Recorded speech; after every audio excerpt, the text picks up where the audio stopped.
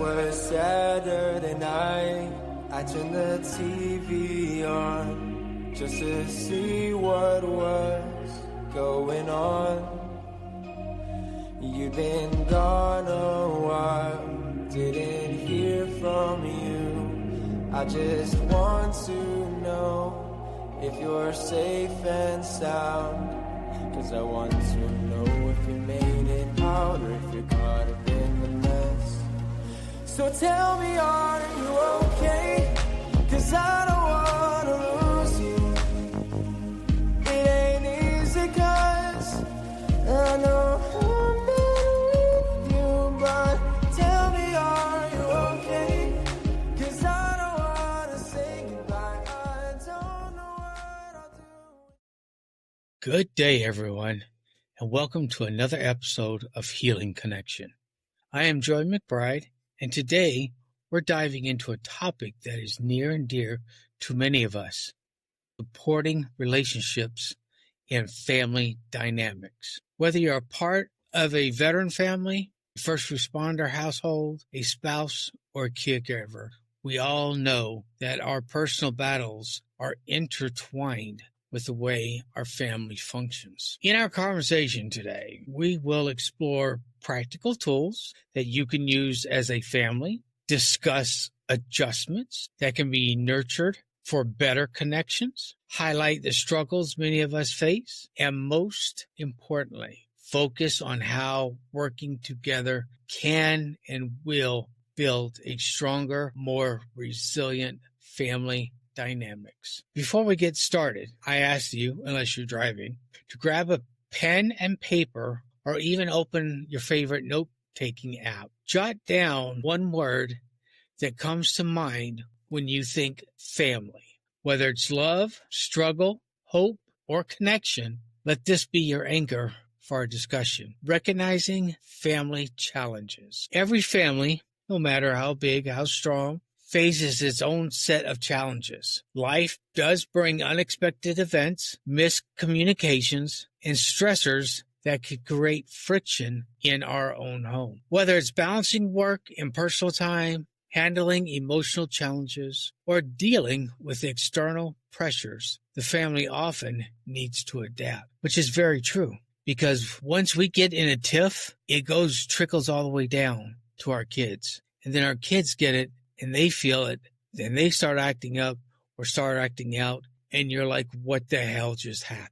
It happens. Even if you don't have kids, it's just you and your spouse. That's a family. You rely on each other, you take care of each other, and you look out for each other. So why not sit down together and get things on a more functioning? Let's take a moment to consider some typical challenges. Communication breakdowns, where feelings remain unspoken, and things boil and boil till it comes to a point where we can't take it. And guess what happens? We all know what happens. The top comes off. We can't take back the words that we said because we were so angry. We just word vomited. We got to be careful. Overwhelming from juggling multiple responsibilities. Emotional burnout from external stressors that seep into our own home life. Misunderstandings that arise from unspoken expectations. These are all very good things to consider that are challenges that we have to face. Especially the last one when I said misunderstanding that arise from unspoken expectations. How do you expect our spouse, our kids to know what to do if we ourselves don't speak it? We keep it inside and we expect them to know it. Trust me, I still struggle with that, and I'm still learning, but it's very true. I expect things, and then it doesn't happen, and then guess what? I get all mad and frustrated and loud, and they're like, what the hell? What happened? We did not communicate very well with each other. If you're listening now, I would like for you to pause a moment and think, unless you're driving, of course. If you're driving at a stoplight, take that time. What is one reoccurring challenge your family has faced recently? Feel free to note it down and reflect on how it affects your day-to-day interactions. Identifying these challenges is the first step in turning things around. When we understand where the friction point lies, we can begin to address them with kindness and care. And we can figure out what went wrong, how it went wrong, and why it went wrong. There's always other ways. You don't ever have to keep things inside. Don't expect somebody to know what you're thinking because they're not you. I know it's not fair. I know most of us do it. And hopefully, like myself, we're trying to get better at it. It's a struggle. It really is. Tools for building support within the family. Now that we've acknowledged some of the challenges, let's talk about tools that can help strengthen the family bonds. There are several practical strategies and exercises that really can be incorporated into our daily routines and encourage a healthier interaction. And in case you ask what that is, well, don't worry. I'm going to indulge you. Tool number 1, family check-ins. One powerful tool is the idea of a regular family check-in. Set aside a specific time each week, perhaps over dinner or at the end of the day, wherever family members share something about their week.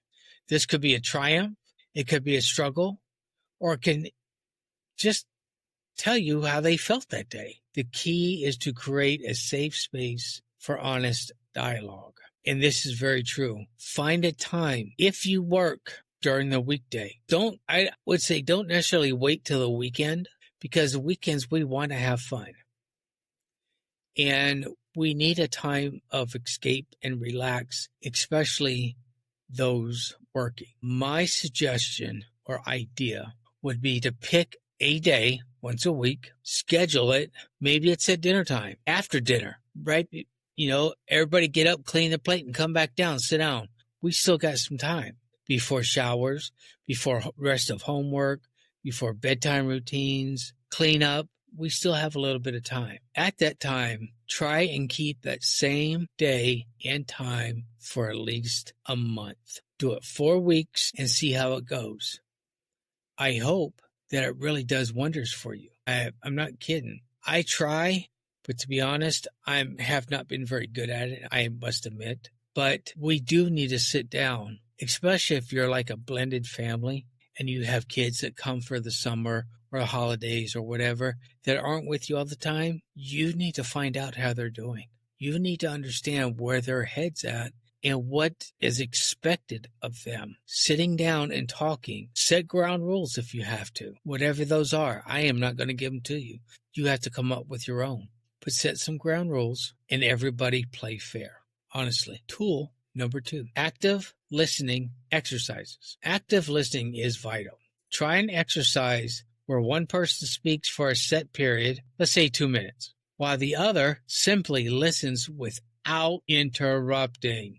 Then the listener repeats back exactly what they heard. This can help everyone understand each other and each other's perspective better. That is one thing we have got to be careful of. When somebody is talking, we should never, and I'm sometimes guilty of it too, I will admit, but we should never, when somebody's talking, interrupt them or tell them how we feel, what we think, when they're not even done talking.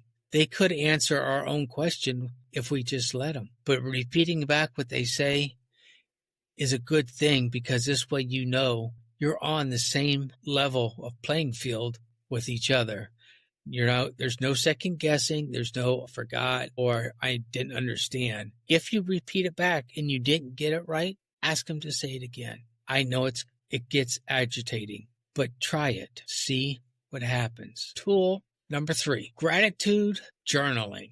Yes, we have talked a lot about journaling, and there really has been a lot of research done saying just how important that is. Me, I don't journal. I'm not going to lie. My journaling was when I wrote a book. 6 years ago, I wrote a book, and that was my journaling. After that, I didn't do it anymore. I don't know why. A simple yet powerful practice is gratitude journaling together. Each night, have each family member write down one thing that they are grateful for about someone within the family. Sharing these thoughts can foster appreciation and strengthen bonds. That's pretty cool. And it helps the other person know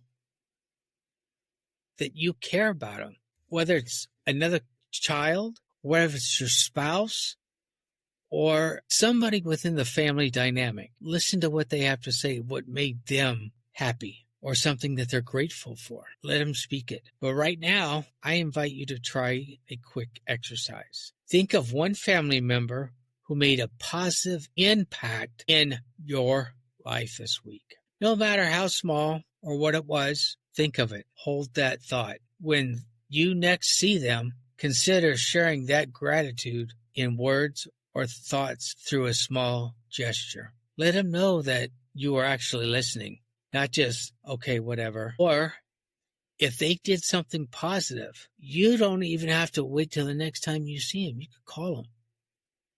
Tell them over a phone. If you're a little nervous about that, send them a text. That way they have something positive to look back on as well. You have it, they have it.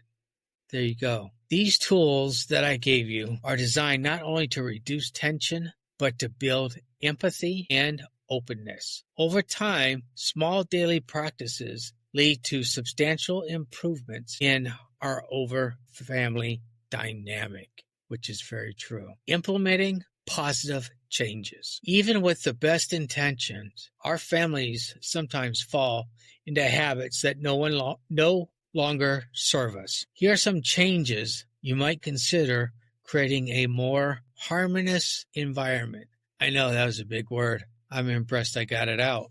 Don't ask me what it means because I ain't got a clue, but I wrote it down. Change number 1.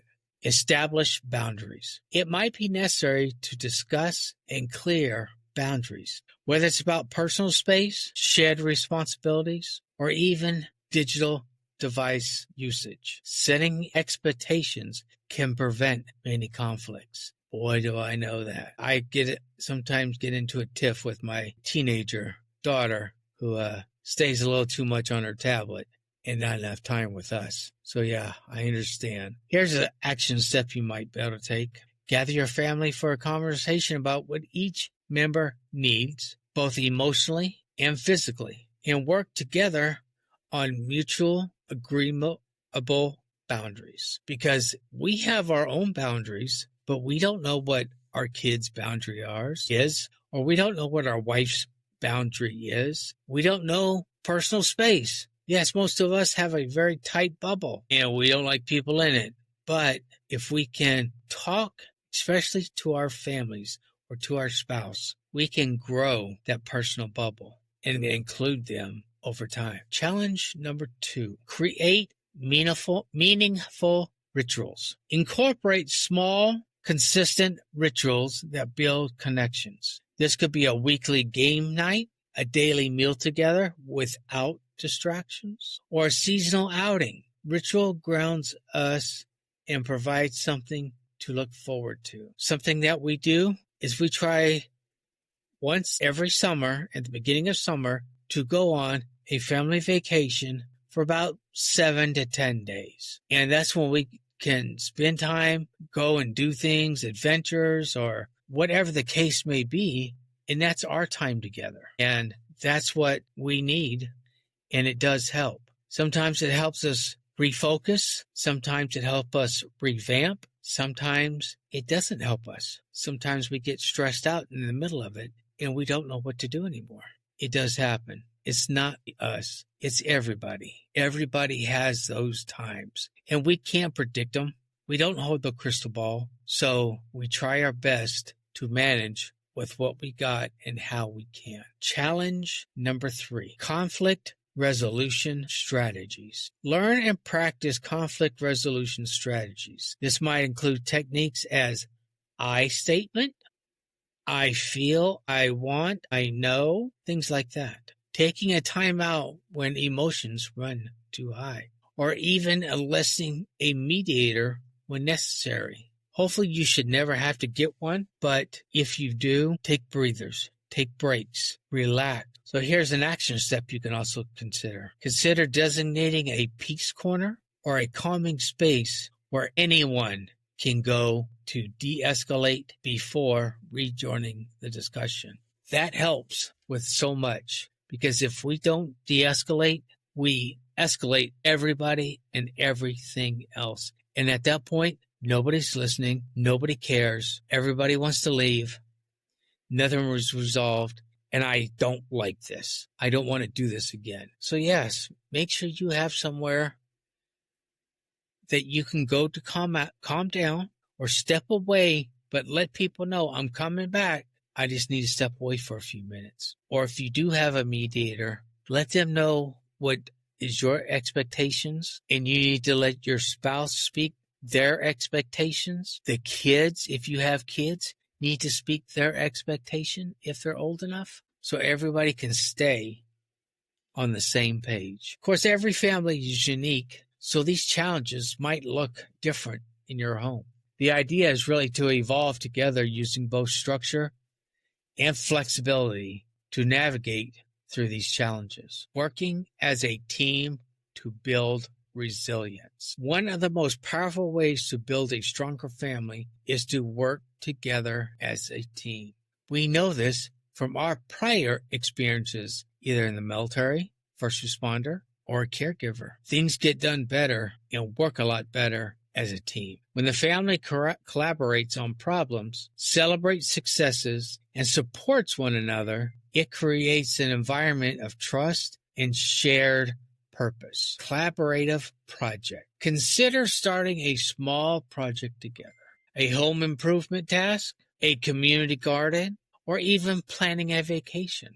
Working towards a common goal reinforces the sense of unity. Open communication channels. Set up a regular family meeting where every voice is heard. Rotate who leads the meeting to give everyone a chance to share their own personal perspective, ideas, thoughts, and opinions. This not only improves communication, but also empowers each family member to take personal responsibility for the family dynamics. Pretty interesting, huh? Shared self-care. Discuss in an incorporated way of self-care as a family. Maybe it's a weekend hike, a group meditation session, or even a movie night. I like movie nights. Share self-care not only improves individual well-beings, but reinforces that the family is a unit where everyone matters. Everyone does matter, including you. Consider a quick exercise here. Envision your family as a team facing a challenge together. What strength does each person bring to the table? How can those strengths complement one another? Jot down or mentally note one strength for yourself and one for a family member. Working together, the family transforms from individual facing separate battles to a unified force that can overcome diversity. The stronger you build that relationship with everybody, the sometimes less easier it is when something negative happens. Somebody will be able to step up and take place. Acknowledging struggles and finding positive ways forward. It's important to be realistic. No family is ever without struggles. Miscommunication, stress from external pressures, other personal differences can lead sometimes to conflict. These troubles just might include some of the following: an unresolved resentment that festers, disagreement over household rules or financial pressures, stress from balancing personal ambitions with family responsibilities. A lot of these sound like things that we go through just ourselves. That's why I say when we are having a rough time, it affects everybody. And the more we try to take it on ourselves, like in our last episode, sometimes the darkness will take hold of that and take you down. But if you have a unified family, a strengthened and strong family, that may be easier to come out before it goes too much more south. However, every struggle is an opportunity for positive change. The key is to view challenges as stepping stones rather than roadblocks, turning challenges into opportunities. Recognize and validate. When conflict arises, we acknowledge everyone's feelings without judgment. Validation can defuse tension. Yes, it can. Use conflict as a learning tool. Sounds weird, don't it? But it's not. After a disagreement, come together as a family and discuss what you learned. Focus on what you can do differently next time. What I'm trying to say here is if there's too much tension and a ticking time bomb goes off, everybody needs to take 5 minutes. Go sit somewhere, outside, in a safe spot, in their office, in a den, in the kitchen, in your bedroom, on the toilet. I don't know. But go sit somewhere for about 10, 15 minutes, calm yourself down, bring everybody back together, and talk about what just happened peacefully and what can we do better next go around. I want you to think back on a conflict that you've experienced within your family. Is there a way you might reframe that experience to see it as a learning opportunity? Sometimes a small shift in perspective can spark a significant positive change. By addressing these struggles openly and honestly and with compassion, families not only resolve conflicts, but they build a deeper, more resilient connection. So very true. In wrapping up, I want to say thank you for joining me on this episode of Healing Connections. Today, we discussed supporting relationships and family dynamics, explored practical tools like family check-ins, active listening exercises, and gratitude journaling, ways to implement positive change, such as setting a boundary and creating shared rituals, and the most important of working together as a team. Remember, every family faces challenges. It's the way we choose to address those struggles by communicating openly, setting clear expectations, and supporting each other. That ultimately shapes our family's resilience. I'll give you a final reflection.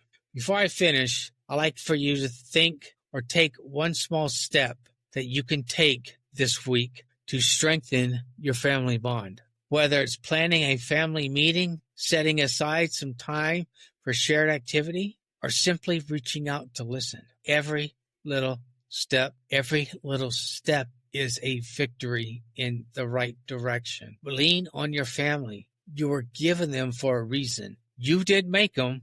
There was a reason. Sometimes, yes, we go down the wrong path, and sometimes, unfortunately, we do pick the wrong people. But eventually, the light will shine through. And when it does, and your family can come together in one piece and understand where everybody's coming from, that means a lot to each and every one of them. If you have thoughts or stories or even questions about today's discussion, please reach out to me via email, healingtoolsforwarriorsmidwest@gmail.com.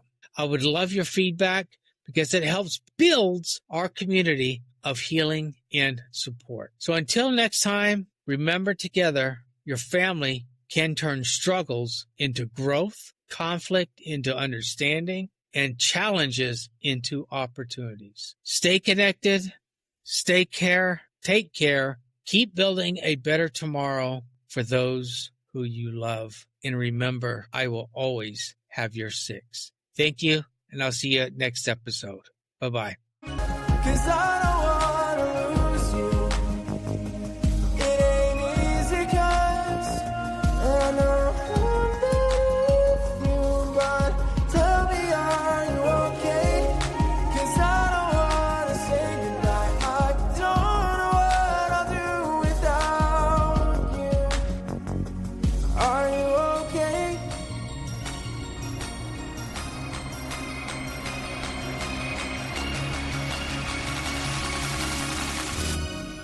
So tell